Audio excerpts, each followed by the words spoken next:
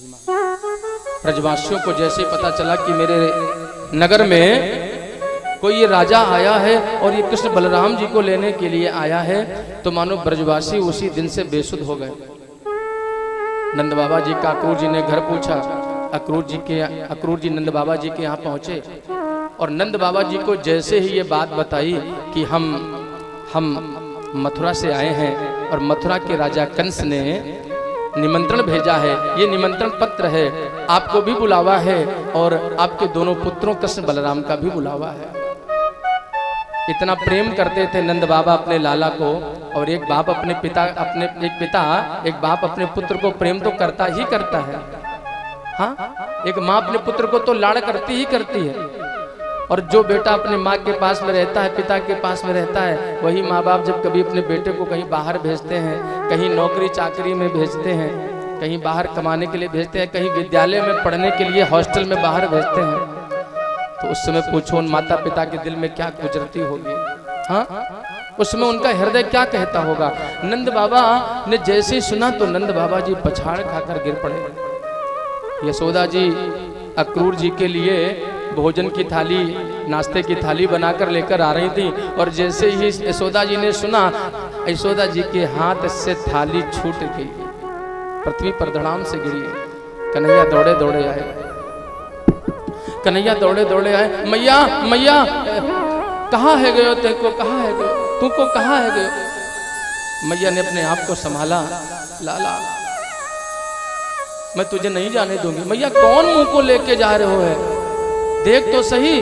सामने देखा अक्रूर जी से कन्हैया जी मिले। कन्हैया धीरे से चुपके से मैया के पास आए, मैया की गोदी में बैठ गए। जान गए कि लीला करनी है, मैया की गोदी में बैठ गए कन्हैया, और धीरे से यशोदा मैया की ठोड़ी में हाथ रख करके धीरे से प्यार से पुचकारते हुए बोले, मैया मैया मुँह को जाइवे की आज्ञा दे दो। मैया मैं आज जाऊंगा और परसों वापस आ जाऊंगा।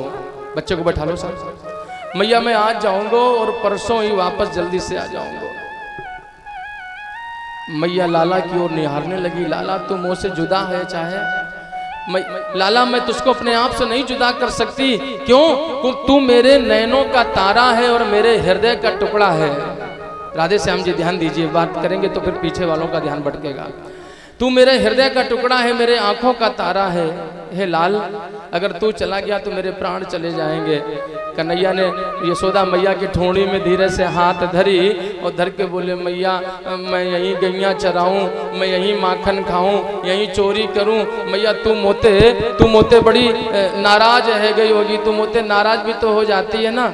चोरी मैं करता हूं तो तुझको अच्छा नहीं लगता है, तो मैया मैं सोच रहा हूं कि मैं थोड़ा सा राजा के पास घूम आऊं। अपने वो कंस जी जो हैं वो मामा जी हैं, तो मामा से जाकर के मिल आऊं।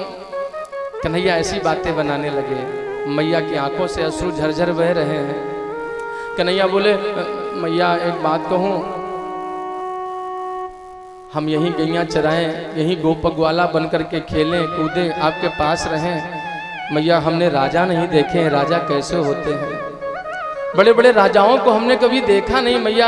और हमारे कंस मामा जी के दरबार में तो बहुत बड़े बड़े दूर दूर के राजा आवेंगे, और उन राजाओं को मैया हम देखना चाहें। मैया मुँह को जाइए की आज्ञा दो, मैं आज जाऊंगा और परसों ही वापस आ जाऊंगा। गोविंद कन्हैया बार बार यशोदा मैया से निवेदन करते हैं। रात कब गुजर गई पता ही नहीं चली। लाला गोदी में ही सो गए और मैया रात भर जागती रही, लाला को अपनी गोद में लिए हुए सिर पर हाथ फेरती रही। मेरा लाला मुझसे जुदा नहीं हो सकता। एक माँ से जब पुत्र, उसका प्राणों से प्यारा पुत्र जुदा होता है ना साहब, उस माँ के हृदय से पूछो उस माँ का क्या हाल हो रहा होता है। माँ अपने बच्चों के लिए सब कुछ सहन कर सकती है। माँ अपने बच्चों के लिए सारे कष्ट, सारी विपदाएं, सारी दुख दुविधाएं सब सहन कर सकती है, लेकिन अपने उसका बच्चा पता है चाहे जैसा हो, हाँ चाहे जैसा भी हो, चाहे उद्दंड हो, सीधा साधा हो, भोला भाला हो, या नटखट हो या कुपाटी हो, जैसा भी हो, लेकिन अपने प्यारे बच्चे को एक माँ की ममता देखो। माँ अपने बच्चे को कभी जुदा नहीं कर सकती। माँ अपने बच्चे के लिए कभी उल्टा नहीं सोच सकती है। क्यों? क्योंकि कुपुत्रो जायेत क्वचिदपि कुमाता न भवति। आपको पता है एक पुत्र तो कुपुत्र हो सकता है, लेकिन माता कभी कुमाता नहीं होती है। माता कभी कुमाता नहीं हो सकती है। माँ चाहे तो अपने बच्चे को, अपने बच्चे पर सब कुछ बलिदान कर देती है। एक वो हमारे संसार की एक शख्सियत है जिसको हम माँ कहते हैं। ये माँ है और माँ रात भर बिलखती रही, रोती रही। एक मैया थी, एक माँ थी, तो उस माँ के गर्भ में उसके पति का बीज गर्भ में पल रहा था, उसका सुत पल रहा था। उसका पति स्वर्गधाम जा चुका था। वो माँ बड़ी निर्धन थी। सुनिएगा जरा, वो मैया अपने जीवन यापन को जी रही थी कि मेरा बेटा बड़ा होगा तो मेरा बुढ़ापे का सहारा बनेगा, मेरा बेटा जब पैदा होगा, मेरी संतान पैदा होगी, बुढ़ापे का सहारा बनेगी। एक दिन की बात, उस बूढ़ी मैया की, उस देवी की कुटिया में एक कुछ महात्मा जी आए। महात्माओं ने भोजन मांगा, देवी ने उनको बढ़िया भोजन कराया। देवी बड़ी प्रसन्न थी कि महात्मा ने दर्शन दिया, महात्माओं ने वरदान दिया। महात्माओं ने देवी की रेखा को देखा, मस्तिष्क की रेखाओं को, और देखकर कहा, हे देवी, मैं तुम्हें आशीर्वाद देता हूं कि जो तुम्हारे बेटा पैदा होगा ना, अगर वो अभिजित मुहूर्त में पैदा हुआ, एक मुहूर्त आता है जिसको अभिजित मुहूर्त कहते हैं, इस अभिजित मुहूर्त में मेरे भगवान श्री राम जी का जन्म हुआ था। हाँ, ये अभिजित मुहूर्त प्रत्येक मास में हर महीने आया करता है। इस अभिजित मुहूर्त में अगर तुम्हारा बेटा पैदा होगा तो मैं आशीर्वाद देता हूं कि तुम्हारा बेटा जब बड़ा होगा ना तो एक बहुत बड़े देश का राजा बनेगा, सम्राट बनेगा और प्रजा का पालक होगा। बहुत अच्छा बेटा, बहुत अच्छा राजा बनेगा। माँ बड़ी प्रसन्न हुई, अपने बेटे को पालती है उदर में, और धीरे धीरे करके 9 महीने कब बीत गए। आज 9वां महीना पूर्ण होने लगा तो उसके उदर में पीड़ा होने लगी। माँ का पेट दर्द कर रहा है, उधर पीड़ित हो रहा है, मानो प्रसव हो जाएगा। उसको पता नहीं था कि आज मुहूर्त कौन सा है। पढ़ी लिखी नहीं थी, दौड़कर अपने गांव में पुजारी जी के पास में गई। पुजारी जी, आज कौन सा मुहूर्त है? पुजारी जी ने पंचांग खोला, पंचांग खोल करके देखा। देवी, उसने पूछा, क्या क्या आज अभिजित मुहूर्त है? पुजारी जी ने देखा, बोले, देवी, आज तो ये नक्षत्र नहीं है, आज तो अभिजित मुहूर्त नहीं, नक्षत्र नहीं है। अभिजित मुहूर्त तो कल सुबह ब्रह्म मुहूर्त तक लग जाएगा, अभी तो नहीं है। देवी सिर झुकाकर, सिर लटकाकर अपनी कुटिया में आ गई। अब दुखी है क्योंकि उसका पेट दर्द कर रहा है, और माँ को जब संतान होती तो माँ जानती होंगी कि उधर में कितनी पीड़ा होती है। अपने पेट को पकड़े है, क्या करूं? अगर मेरा बेटा कहीं अभी पैदा हो गया, मेरी संतान अगर अभी जन्म ले ली गई तो फिर वो बड़ा होकर के राजा कैसे बन पाएगी? महात्मा जी ने आशीर्वाद दिया था कि बेटा जब पैदा होगा और अगर अभिजित मुहूर्त में होगा तो राजा बनेगी, एक छत्र सम्राट राजा होगी, प्रजा पालक राजा होगी। मेरा बेटा अगर कहीं अभी पैदा हो गया तो मेरे जैसा ही निर्धन रहेगा, क्या करूं? लेट गई, अपने पैरों में रस्सी बांध ली, अपने हाथों में रस्सी बांध ली। जरा देखिए एक माँ की ममता। और अपने पैरों में रस्सी बांध करके अपनी कुटिया में जो सामने खंभ था, उस खंभ में रस्सी को लपेट करके बांध करके शरीर को खिंचाव देकर लेट गई, और दोनों हाथों में रस्सी बांध ली। और जो पीछे खंभ था, उस पीछे खंभ में भी खिंचाव दे करके धरती पर लेट गई। पैरों से भी खींच रही है शरीर को और हाथों से भी खींच रही है। जब मैं अपने शरीर को खिंचाव दूंगी ना तो मेरा भले मुझे पीड़ा कितनी होती रहे, दर्द होता रहे, लेकिन मेरा प्रसव नहीं हो पाएगा। किसी को बुलाया भी नहीं उसने, किसी अपनी सखी सहेली पड़ोसिन को नहीं बुलाया। रात भर वो देवी रात भर कराहती रही, पीड़ित होती रही, दर्द से कचोटती रही, अपने आप को दर्द सहती रही। और जानते हो, जब सुबह की वेला हुई ना, जैसे ही सवेरा हुआ, ब्रह्म मुहूर्त हुआ, उस कुटिया में एक छोटे से बच्चे की किलकारी गूंजने लगी। किलकारी तो गूंजी, वो छोटा बच्चा जब पैदा हुआ, और वही छोटा बच्चा जब बड़ा हुआ ना तो अभिजित मुहूर्त था। और अभिजित मुहूर्त के बाद जब वो बच्चा धीरे धीरे बड़ा हुआ, वही बालक बड़ा सुंदर सा एक देश का राजा बना, एक सम्राट बना। अभिजित मुहूर्त में बेटा पैदा हुआ, एक राजा बना, महात्माओं का आशीर्वाद उसे लगा। लेकिन वो माँ, जब उसने अपने बच्चे को अभिजित मुहूर्त में जन्म दिया ना, तो अपने बच्चे को जन्म देते ही उसके बाद अपने प्राणों को निछावर कर गई और सदा सदा के लिए छोड़कर चली गई। सदा सदा के छोड़कर चली गई। अपने आप को पीड़ा दे सकती है वो माँ है, अपने आप वो दुख कष्ट सहन कर सकती है वो माँ है। माँ को रहता नहीं है धन व माल से मतलब, बगीचा बाग ना कोठी मकान से मतलब, नहीं रहता है दुनिया की चाल ढाल से मतलब, उसे तो रहता है बस अपने लाल से मतलब। क्यों? क्योंकि वो बोझ उठाती है 9 महीने का, पिलाकर दूध जिलाती है अपने सीने का, उसे गम नहीं है अपने मरने जीने का, उसे तो रहता है ख्याल अपने लाल के पसीने का। माँ कहती है लाल मेरा हजारा होगा। एक माँ होती ना, अपने बच्चे को यही आशीर्वाद देती, जब उसका बच्चा आता है ना माँ के पास में, तो वो माँ कहती मेरा बेटा 1000 उम्र का हो जाए। माँ कहती है लाल मेरा हजारा होगा, बड़ा होकर बुढ़ापे का सहारा होगा। कर्ज चुका सकता नहीं वो माँ के कर्जे से,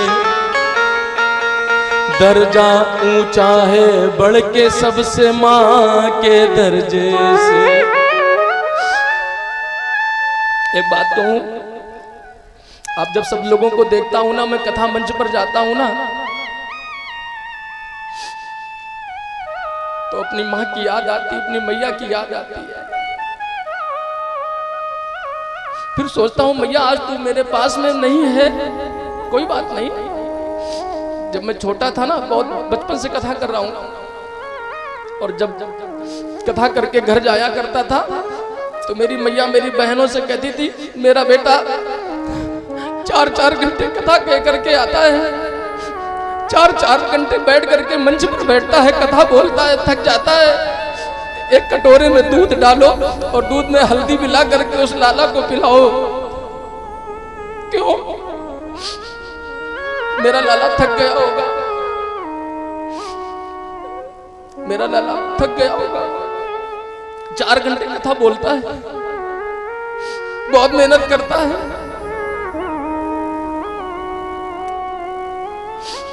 और वो माँ जब छोड़कर चली गई ना, मानो जब मैं कथा करता हूँ मंच पर बैठ करके, और मुझे जितनी अपनी मैयाओं के दर्शन होते हैं, तो मुझे आप समस्त मैयाओं के मुखमंडल में अपनी माँ की तस्वीर नजर आ जाती है। ये है मेरी माँ। आज तेरा ही आशीर्वाद,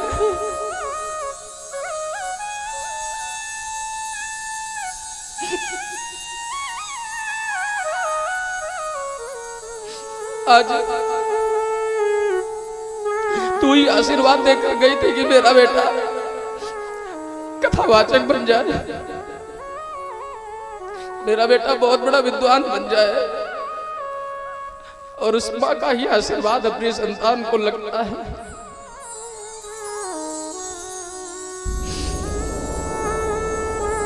अब समस्त मैयाओं में मुझे अपनी माँ का दर्शन होता है। मैं अपनी मैयाओं के चरणों में बारंबार प्रणाम करता हूँ।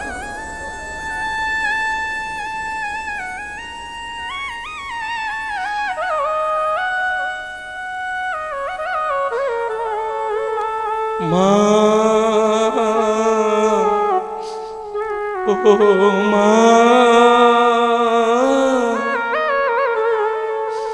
माँ,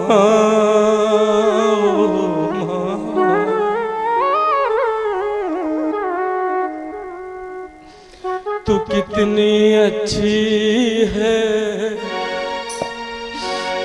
तू कितनी भोली है। ओ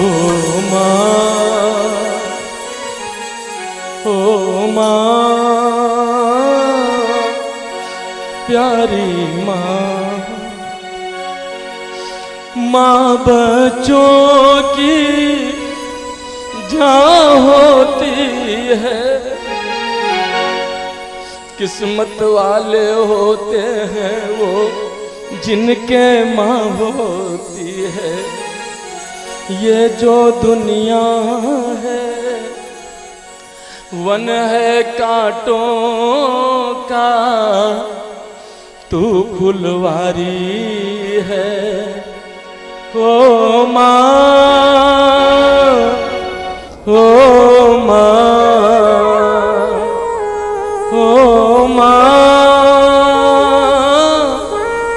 प्यारी माँ, दुखन लागी है माँ तेरी अखियाँ, रातों रात जागी है तू सोई नहीं बतियाँ तेरी निंदिया पे, हो अपनी निंदिया भी तूने वारी है। हो माँ, हो माँ, हो माँ, प्यारी माँ।